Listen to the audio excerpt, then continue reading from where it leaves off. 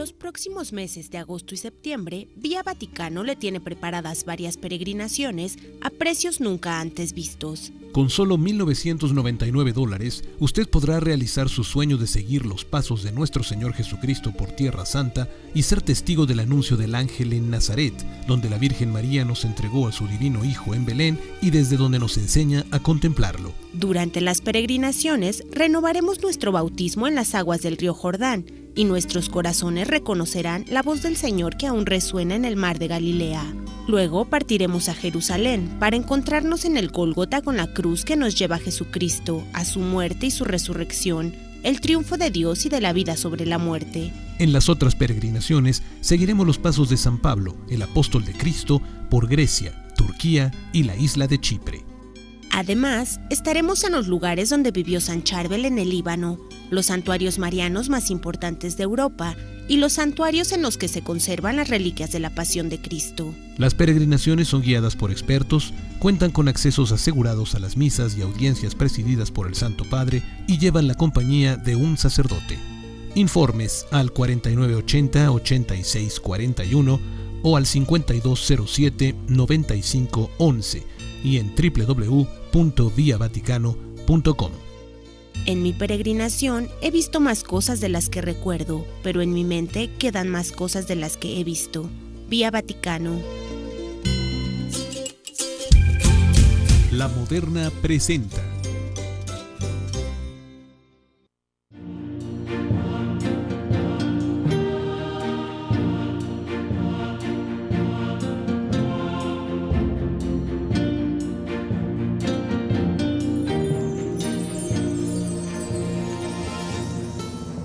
Ya estamos de regreso, queridos amigos, hoy en Ver y Creer.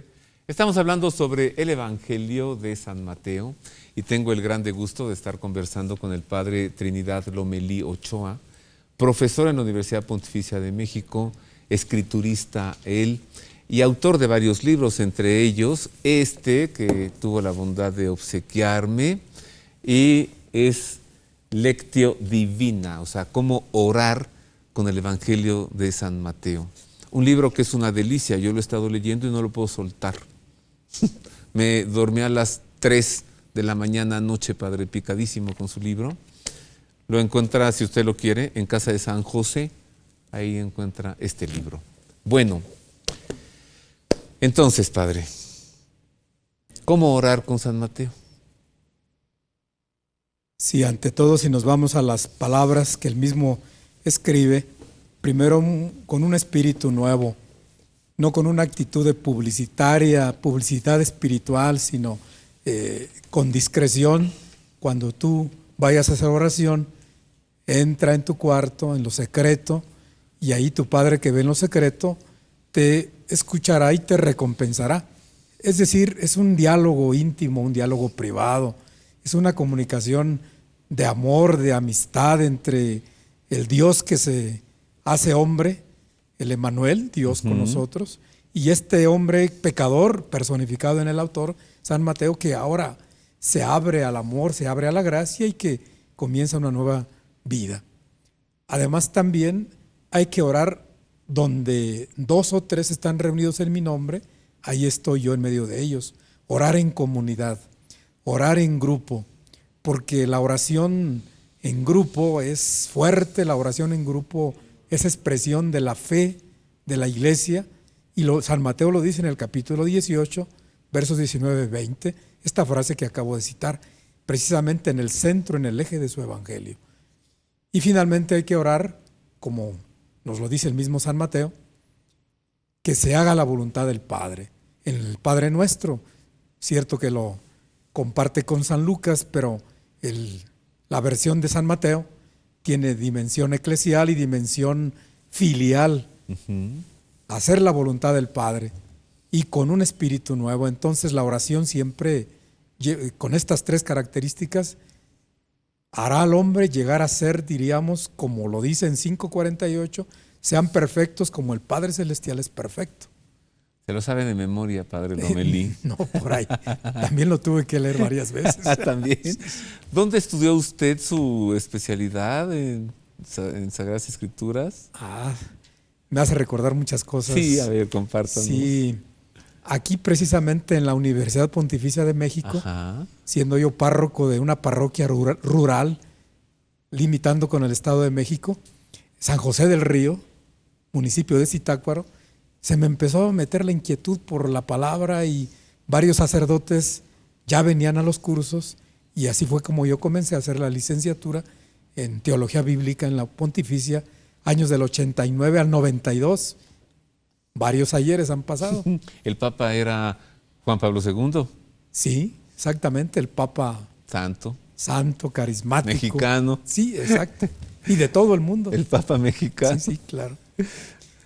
Y después estuve dando clases en el seminario, siempre de evangelios, pegado a San Mateo. Ajá. Y bueno, me apasionó esto y después de 10 años de dar clase, tuve la oportunidad de ir a la Gregoriana de Roma para el doctorado en Teología Bíblica precisamente y bendito sea Dios, pues ahora estoy con mucho gusto ofreciendo este servicio a nombre de la Diócesis de Morelia en la Universidad Pontificia.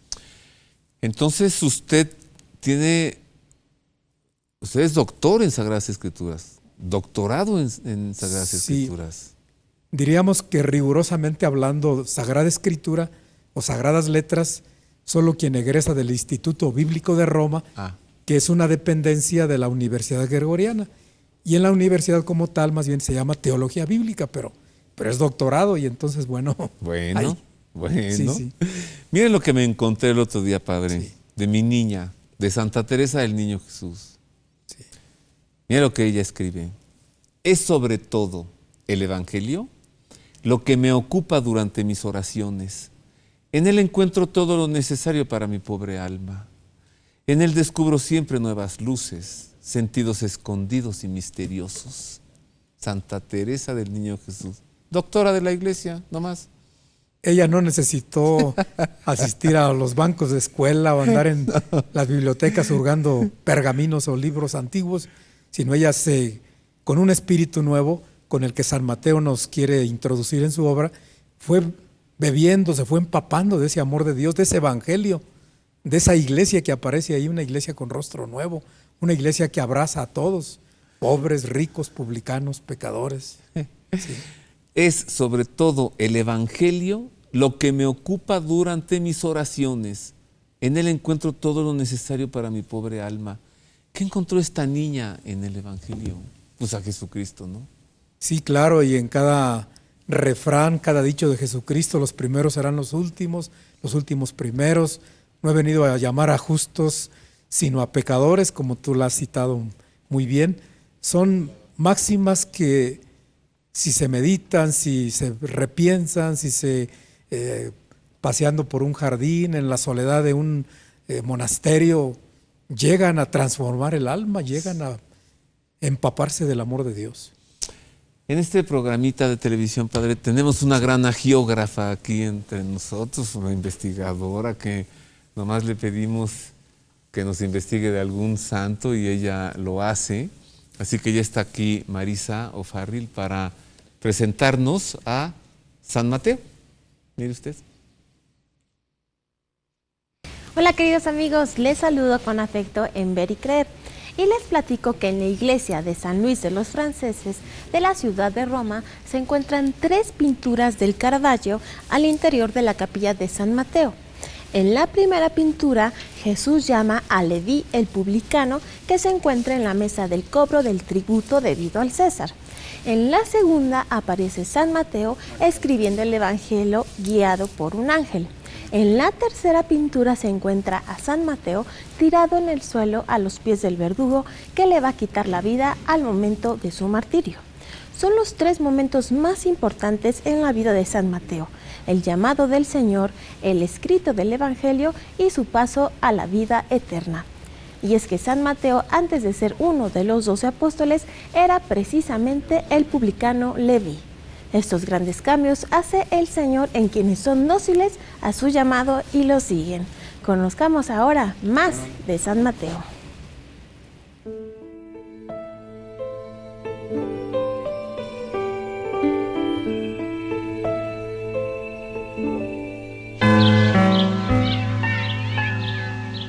Conocido inicialmente en los evangelios como el publicano y como Leví, el de Alfeo, la figura del apóstol Mateo se identifica con el publicano pecador a quien Jesús llamó a seguirlo mientras cobraba el tributo debido al César. En efecto, Mateo se desempeñaba como recaudador de impuestos en Cafarnaúm, la aldea donde Jesús solía hospedarse en la casa de Pedro. Al llamar a Leví, Jesús quiso acoger en el grupo de los apóstoles a un hombre considerado como un gran pecador, y así muestra que no quiso excluir a nadie de su amistad. Luego, invitado por Leví a comer a su casa y en respuesta a los que se escandalizaban porque estaba reunido con pecadores, pronunció una de sus declaraciones que son parte esencial del cristianismo. No necesitan médico los que están sanos, sino los que están mal. No he venido a llamar a justos, sino a pecadores. De esta manera, con la figura de Mateo, los evangelios presentan una auténtica paradoja. Quien se encuentra aparentemente más lejos de la santidad puede convertirse incluso en un modelo de acogida de la misericordia de Dios, permitiéndole mostrar sus maravillosos efectos en su existencia. Por su parte, Mateo respondió inmediatamente a la llamada de Jesús, porque comprendió que para mantenerse en la familiaridad con él, tendría que despegarse de toda situación de pecado para adherirse a una existencia nueva, recta, en comunión con Jesús. Al convertirse en uno de los apóstoles, tomó el nombre de Mateo. Evangelizó Judea, fue misionero en Etiopía y Persia y vivió varios años en Antioquía, donde escribió su evangelio hacia el año 80, dirigido a lectores palestinos o judíos cristianizados. La tradición refiere que murió mártir, probablemente en la ciudad de Hierápolis. San Mateo es un testimonio grandioso de lo que obra la misericordia salvadora de Dios en quien se levanta de su situación de pecado y lo sigue.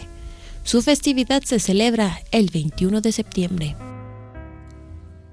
Pues estamos a un mes de celebrar la festividad de San Mateo, 21 de septiembre. Padre Lomelí, ¿cómo acercarnos al Evangelio de San Mateo? ¿Cómo leerlo? ¿Cuál es la clave de lectura? Ya lo había señalado tú muy bien. Una clave es ponernos en el espíritu del reino de los cielos, que verdaderamente es una propuesta para el hombre de hoy, que vive en medio de muchos reinos, del dinero, del placer, del ser, incluso de la imagen, que bueno, son maravillosos estos medios, pero verdaderamente esta obra, este evangelio, llega a aquel que está dispuesto a emprender un nuevo camino. Es el camino por la puerta que lleva a la puerta estrecha, camino angosto, pero es un camino que después se abre a una amplitud, a una puerta llena de felicidad, llena de gozo y de luz. Entonces, conociendo un poquito del mundo del pueblo de Israel, porque él proviene de ahí, conociendo también un poquito el oficio de recaudador de impuestos y otros más que el Imperio Romano tenía en todas sus provincias, y a la vez que dando una ojeada a las profecías, a los libros del Antiguo Testamento, donde se habla de un Mesías que vendrá, por ejemplo, Miqueas 5:1, y tú, Belén, tierra de Judá, no eres la menor entre las poblaciones ilustres de Israel, porque de ti saldrá un jefe, un salvador de mi pueblo. Entonces por ahí podemos ya tener algunas ideas, unos pensamientos, unas pautas para entrar a las páginas. ¿Qué es lo complicado de San Mateo? ¿El discurso escatológico? Bueno, sí, ciertamente todo lo que va en torno al fin, si es se refiere al fin de Jerusalén, de la ciudad santa, al fin del pueblo de Israel, dolorosamente, o si se refiere al fin del mundo, sí, ciertamente, como entra ahí un género literario apocalíptico, que es a base de imágenes que hablan de destrucción, imágenes impactantes, de catástrofes, pero que traen siempre un mensaje de esperanza. Entonces ciertamente es un poquito, por eso está ya en la última parte del Evangelio. Comencemos deleitándonos por la profecía del Emanuel, por el relato de los magos, por el llamado de Leví, por el discurso evangélico, las bienaventuranzas, que son verdaderamente una propuesta revolucionaria para todo aquel que quiera cambiar. Sí. No sabemos entonces bien si en ese discurso escatológico encontramos referencias en boca del Señor solamente a la destrucción de Jerusalén del año 70, o si se refiere también al fin de los tiempos y acontecimientos previos a su retorno en la parusía, o se referirá a los dos acontecimientos, el ocurrido en el año 70 y el pendiente por ocurrir, no sabemos cuándo. Sí, yo creo que se mueve en ese marco precisamente, porque está escrito después del 70, con la experiencia dolorosa que el pueblo tiene. Es como un dolores de parto, diríamos, ese final, un final doloroso, porque San Juan dice: la mujer que va a dar a luz se angustia mientras le llega su hora, pero cuando ha nacido la nueva criatura es una alegría, un gozo de haber dado un hijo al mundo. Así esta obra y estas palabras del Evangelio de Jesús, a partir del dolor de un pueblo que ha sufrido una verdadera muerte, pero una muerte que le va a dar vida, porque cuando venga el Señor Jesús, abrirá caminos nuevos para este pueblo, una nueva Jerusalén, una nueva ciudad, un nuevo pueblo. Entonces se mueve a partir de la experiencia humana dolorosa, levanta la mirada hacia ese nuevo pueblo que se augura cuando el Señor vuelva. ¿La alianza con Israel es vigente?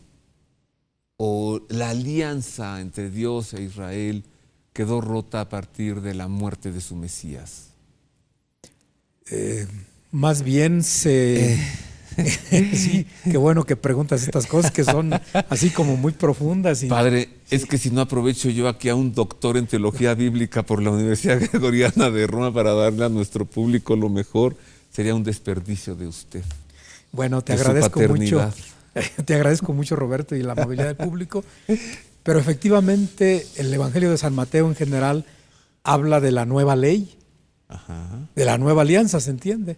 Precisamente porque no que caduque todo el Antiguo Testamento, ni mucho menos, sino que se le da plenitud, se le da apertura, se le da proyección. Si estaba un poco aprisionado en un judaísmo rígido, estricto, diríamos seco, sin espíritu, ahora en esta obra, en este personaje Jesús que nos retrata muy bien San Mateo, se abre a perspectivas nuevas, tiene proyección eterna, aquello que fue temporal, que fue con Abraham, con Noé, con Moisés y con el pueblo, ahora es con este pueblo nuevo y que se prolonga hasta la humanidad nueva. Entonces hay verdadera sustrato básico que permanece, está ahí en el Antiguo Testamento, pero con un nuevo espíritu, dice la nueva alianza. La Eucaristía es la nueva alianza, la comida de la nueva alianza del nuevo pueblo. ¡Wow! Claro, es el nuevo maná del cielo. Sí.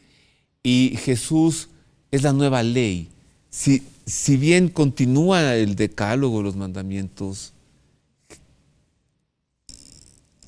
continúa en Jesús, pero entrega a Jesús una nueva ley, porque yo leí en su libro, Padre Lomelí, que usted dice que Mateo presenta a Jesús como un nuevo Moisés, que tiene una nueva ley, la ley del amor. Sí, la ley de las bienaventuranzas, que no es ley, sino es propuesta amorosa, amistosa entre un Dios que te da la mano y tú que le tiendes la mano a Él y te lleva por esos caminos de la pobreza de espíritu, de la trabajar por la paz, por la nueva justicia, por la misericordia, de tal manera que entonces esto te mueve el tapete definitivamente y te lanza a un camino nuevo. Esto, a ver, voy a repetir lo que dijo el Padre Lomelí. El Evangelio de San Mateo te mueve el tapete y te lanza a un camino definitivamente nuevo. Ay, Padre, cuánto lo necesito, cuánto lo necesitamos todos, cuánto necesita esto el mundo. Hagamos una pausa para tomar un respiro y continuamos con más del Evangelio de San Mateo. Vamos a conocer cuáles son sus orígenes, vamos a conocer también cuáles las fuentes informativas que toma Mateo y mucho más después de esta pausa breve.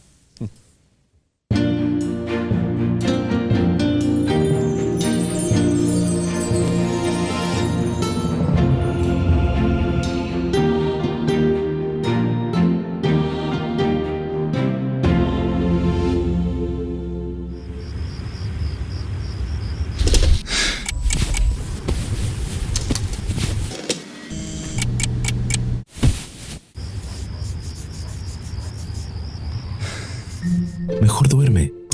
Subzeta, inductor natural del sueño. Contiene melatonina natural. Es sublingual de rápido efecto y no crea adicción. Encuéntralo en sus presentaciones de 3 y 5 miligramos. Mejor duerme. Subzeta es de Medix. Ya está disponible el disco de audio, el disco compacto Oraciones para Sustento del Alma, con duración de 80 minutos y con 33 oraciones que nos permiten entrar en contacto con Dios, con la Virgen María y con los santos, mientras realizamos trayectos o alguna actividad o simplemente en descanso y poniendo la atención para dialogar con Dios. Algunas de estas 33 oraciones, la oración diaria, para poner nuestra vida en manos de Dios, el ofrecimiento a la Santísima Virgen, al Ángel de la Guarda, el abandono en Dios, la coraza de San Patricio para evitar influencias del mal, a la Virgen del Carmen, la salve, la comunión espiritual, para pedir por los enfermos, por los sacerdotes, por los ancianos, para invocar a San Miguel Arcángel, para pedir por los hijos o para pedir los dones del Espíritu Santo, orar durante tiempos difíciles, en la muerte de un ser querido, la letanía de la humildad y orar antes de dormir, entre algunas de estas 33 oraciones del disco compacto de audio Oraciones para Sustento del Alma.